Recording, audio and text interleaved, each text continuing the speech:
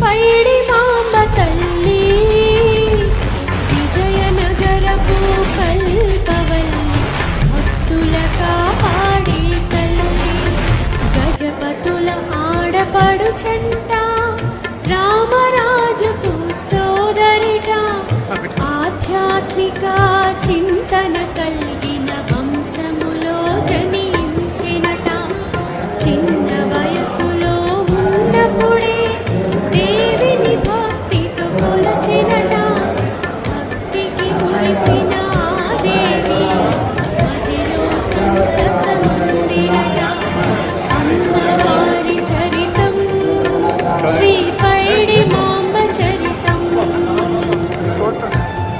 నమస్తే.